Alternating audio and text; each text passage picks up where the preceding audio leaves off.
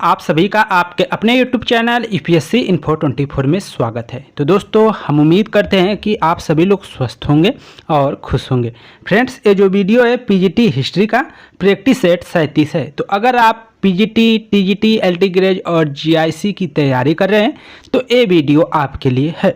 दोस्तों, स्टार्ट करते हैं आज का पहला नंबर क्वेश्चन, जो 101 नंबर से शुरू होता है। क्वेश्चन है, बोधि वृक्ष को नष्ट करने वाला शासक कौन था? बोधि वृक्ष को नष्ट करने वाला शासक कौन था, ये बताना है। Option A Shashank, B a Pushyamitra Shunga, C a Ishan Varma, D a इनमें से कोई नहीं। तो आंसर क्या हो जाएगा? 101 का ए सही हो जाएगा। शशांक ने बोधि वृक्ष को नष्ट किया था। बोधि वृक्ष को नष्ट करने वाला शासक कौन था? तो आंसर हो जाएगा शशांक। ऑप्शन ए सही है। आगे चलते हैं, 102 नंबर क्वेश्चन देखते हैं। किस ग्रंथ में विधवा को पुनर्विवाह की अनुमति दी गई है? किस ग्रंथ में विधवा को पुनर्विवाह की अनुमति दी गई है? ऑप्शन ए है मनुस्मृति, ऑप्शन बी है याज्ञवल्क्य स्मृति, ऑप्शन सी है नारद स्मृति, ऑप्शन डी है पतंजलि के महाभाष्य में। तो आंसर आपका सी सही हो जाएगा। नारद स्मृति में विधवा को पुनर्विवाह करने की अनुमति दी गई है। ऑप्शन सी सही था। आगे चलते हैं, 103 नंबर क्वेश्चन देखते हैं। विक्रमशिला महाविहार कहाँ स्थित है? विक्रमशिला महाविहार कहाँ स्थित है, ये बताना है। ऑप्शन देखिए, ऑप्शन ए है उज्जैनी में, ऑप्शन बी है तक्षशिला में, ऑप्शन बी है तक्षशिला में, और सी है नालंदा में, डी है भागलपुर में। तो आंसर क्या हो जाएगा? विक्रमशिला जो बिहार है वो आपका भागलपुर में स्थित है, बिहार में। तो आंसर आपका डी सही हो जाएगा। आगे चलते हैं, चीनी यात्री ह्वेनसांग के नालंदा आगमन पर वहां के किस विद्वान आचार्य ने उसका स्वागत किया था? ऑप्शन ए है अविश ने, ऑप्शन बी है दीपंकर श्रीज्ञान ने, ऑप्शन सी है रक्षित ने, डी है शिलभद्र ने। तो आंसर क्या हो जाएगा? 104 का डी सही हो जाएगा। दोस्तों, 104 का शिलभद्र ने। जब चीनी यात्री ह्वेनसांग नालंदा आया था तो उस समय शिलभद्र के द्वारा उनका स्वागत किया गया था। ऑप्शन डी सही है। आगे देखते हैं, 105 नंबर क्वेश्चन है। करकोटा वंश का शासक कहाँ था? करकोटा वंश का शासन कहाँ था, ये बताना है। ऑप्शन ए कामरूप में, बी ए कश्मीर में, सी ए कलिंग में, डी ए कर्नाटक में। तो 105 का जो आंसर है वो बी सही है, कश्मीर में। करकोट वंश का जो शासन कहाँ था, तो आपका आंसर हो जाएगा कश्मीर में था। आगे देखते हैं, 106 नंबर क्वेश्चन। चतुर्वेदी मंगलम का क्या अभिप्राय है? चतुर्वेदी मंगलम का क्या अभिप्राय है? ऑप्शन ए है चोलकालीन ग्राम सभा, ऑप्शन बी है एक प्रशासनीय इकाई, ऑप्शन सी है कर संग्रहकर्ता, ऑप्शन डी है कर मुक्ति भूमि। तो आंसर क्या हो जाएगा दोस्तों? 106 का डी सही हो जाएगा, कर मुक्ति भूमि। चतुर्वेदी मंगलम का अभिप्राय है कर मुक्त भूमि। ऑप्शन डी आपका सही है। अगला है 107 नंबर क्वेश्चन है। गंगईकोट की उपाधि किसने धारण की? गंगईकोट की उपाधि किसने धारण की? ऑप्शन ए है परांतक, ऑप्शन बी है राजराज प्रथम, ऑप्शन सी है राजेंद्र चोल, ऑप्शन डी है इनमें से कोई नहीं। तो आंसर क्या हो जाएगा दोस्तों? 107 का सी सही हो जाएगा, राजेंद्र चोल। आगे चलते हैं, 108 नंबर क्वेश्चन देखते हैं। सिंधु सभ्यता को कौन सा स्थल समुद्र व्यापार का मुख्य केंद्र माना जाता है? सिंधु सभ्यता का कौन सा स्थल समुद्र व्यापार का मुख्य केंद्र माना जाता है? ऑप्शन ए है कालीबंगा, ऑप्शन बी है हड़प्पा, सी है धौलावीरा, डी है लोथल। तो आंसर क्या हो जाएगा? 108 का डी हो जाएगा लोथल, क्योंकि लोथल बंदरगाह भी मिला है, इसलिए समुद्री व्यापार का मुख्य केंद्र जो माना जाता है लोथल को माना जाता है। आगे चलते हैं दोस्तों, 109 नंबर क्वेश्चन है। उस राजवंश का नाम क्या था जिसने हत्या कर सत्ता हथियाई और जिसका अंत भी हत्या द्वारा हुआ? उस राजवंश का क्या नाम था जिसने हत्या कर सत्ता हथियाई और जिसका अंत भी सत्या के द्वारा हुआ? ऑप्शन ए चोल, बी ए सुग, सी ए कुषाण, डी है गुप्तवंश। तो आंसर क्या हो जाएगा? 109 का बी सही हो जाएगा दोस्तों, सुगवंश था। सुगवंश था जिसने हत्या कर सत्ता को हथियाया था, लेकिन उसका भी अंत में हत्या ही हो जाता है। आगे देखते हैं 110 नंबर क्वेश्चन। प्रतिवेदक का कार्य था। प्रतिवेदक का कार्य क्या था ये बताना है। ऑप्शन ए राजस्व एकत्र करना, ऑप्शन बी है सेना का नेतृत्व करना, ऑप्शन सी है प्रांतों का शासन करना, डी है घटनाओं की सूचना देना। तो आंसर क्या हो जाएगा? 110 का डी सही हो जाएगा। प्रतिवेदक का कार्य था घटनाओं की सूचना देना। प्रतिवेदक का कार्य क्या था? घटनाओं की सूचना देना। अगला देखते हैं 111 नंबर क्वेश्चन है। 19वीं शताब्दी में उत्तर भारत को राजनीतिक एकता के सूत्र में बांधा था। किसने बांधा था? चंदेलों ने, प्रतिहार ने, चौहान ने, परमार ने। तो 111 का जो आंसर है दोस्तों बी सही हो जाएगा, प्रतिहार ने। 9वीं शताब्दी में उत्तर भारत के राजनीतिक एकता के सूत्र में बांधा था। किसने बांधा था? तो प्रतिहारों ने बांधा था। ऑप्शन बी सही है। आगे देखते हैं 112 नंबर क्वेश्चन। जैन धर्म के सिद्धांतों के अनुकूल नहीं है। जैन धर्म के सिद्धांतों के अनुकूल नहीं है, कौन सा ये बताना है। ए है अहिंसा पर अत्यधिक बल, बी है काया क्लेश से शरीर का अंत, ऑप्शन सी है जंस भाषा में प्रचार, डी है ईश्वर द्वारा कैवल प्राप्ति। तो आंसर क्या हो जाएगा? ईश्वर द्वारा कैवल प्राप्ति।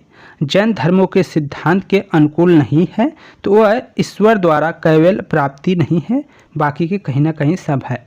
आगे देखते हैं 113 नंबर क्वेश्चन। मध्यकालीन भारत का इतिहास लिखा गया। मध्यकालीन भारत का इतिहास लिखा गया तुर्की में, फारसी में, उर्दू में, पश्तो में। तो आंसर क्या हो जाएगा दोस्तों? 113 का आंसर बी हो जाएगा, फारसी में। मध्यकालीन भारत का इतिहास लिखा गया तो अधिकांश फारसी में। आगे चलते हैं 114 नंबर क्वेश्चन देखते हैं। विजयनगर के किस शासक ने अपनी सेना में मुसलमानों को नियुक्त करने की नीति का आरंभ किया? विजयनगर की किस शासक ने अपनी सेना में मुसलमानों को नियुक्त करने की नीति को आरंभ किया था? ऑप्शन ए है देवराय द्वितीय, बी है हरिहर प्रथम, सी है कृष्ण देवराय, डी है तिरुमल। तो आंसर क्या हो जाएगा 114 का? ये सही है, देवराय द्वितीय ने। देवराय द्वितीय ने अपनी सेना में मुसलमानों को नियुक्त करने की नीति प्रारंभ की थी, देवराय द्वितीय। 115 नंबर को क्वेश्चन को देखते हैं दोस्तों। 115 नंबर देख लेते हैं। शेरशाह की धार्मिक नीति के विषय में क्या विचार सर्वाधिक उपयुक्त है? शेरशाह के धार्मिक नीति के विषय में क्या विचार सर्वाधिक उपयुक्त है? ऑप्शन ए है धार्मिक सहिष्णुता, बी है धार्मिक असहिष्णुता, सी है जजिया कर को पुनः प्रारंभ करना, डी है अफगानों को छोड़कर सभी के प्रति असहिष्णुता। तो आंसर आपका ए सही हो जाएगा, धार्मिक सहिष्णुता।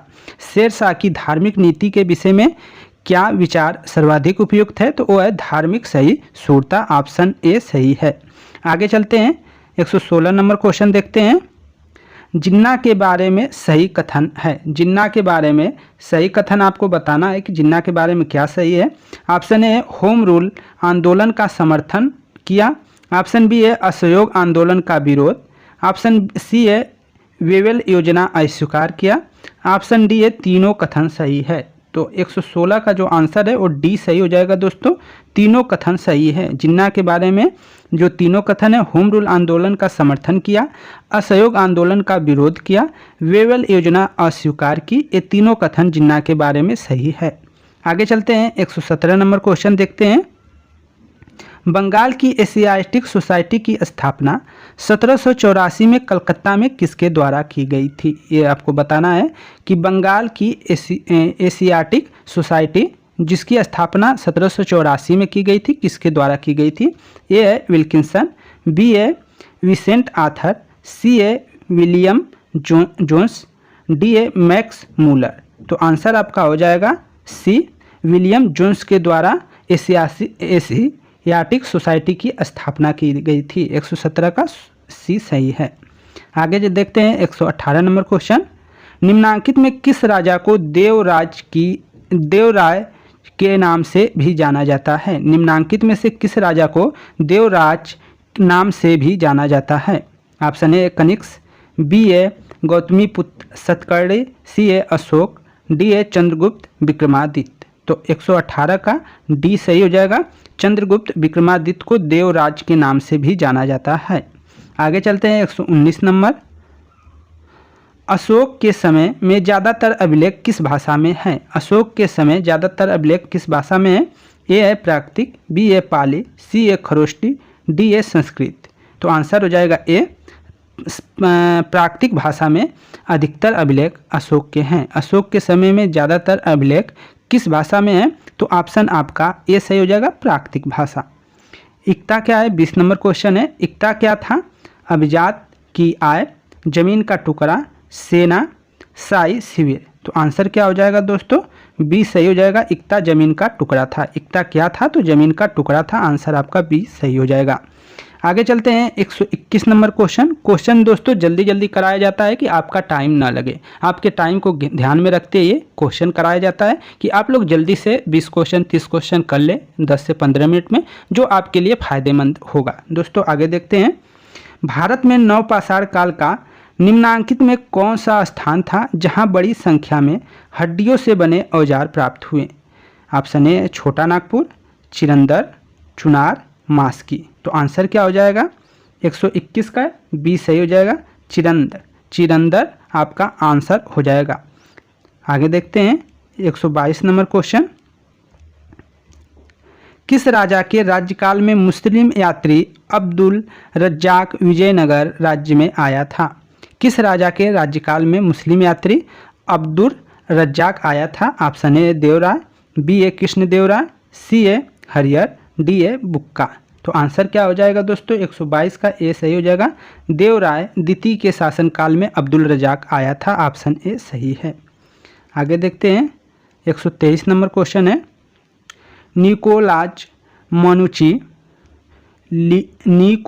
मनुची जिसने औरंगजेब के शासनकाल का विवरण दिया है, कहाँ का निवासी था? ये बताना है। मोरक्को का, लिम्सन का, रोम का, वेनिस का। तो 123 का आंसर डी हो जाएगा दोस्तों, वेनिस का था। कहाँ का था? निकोलाज मनुची कहाँ का था? तो वेनिस का था। और किसके शासनकाल में आया है?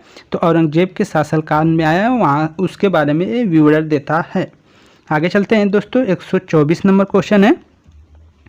किस युग को भारतीय इतिहास में क्लासिकल युग कहा जाता है? किस युग को भारतीय इतिहास में क्लासिकल युग के नाम से जाना जाता है? मौर्य युग को, कुषाण युग को, गुप्त युग को, सातवाहन युग को। तो इसमें जो आंसर हो जाएगा दोस्तों आपका सी सही हो जाएगा, गुप्त युग को भारतीय इतिहास में क्लासिकल युग के नाम से जाना जाता है। स्वर्ण युग के नाम से जाना जाता है किसको? तो गुप्त युग को जाना जाता है, गुप्त काल को। आगे चलते हैं 125 नंबर क्वेश्चन।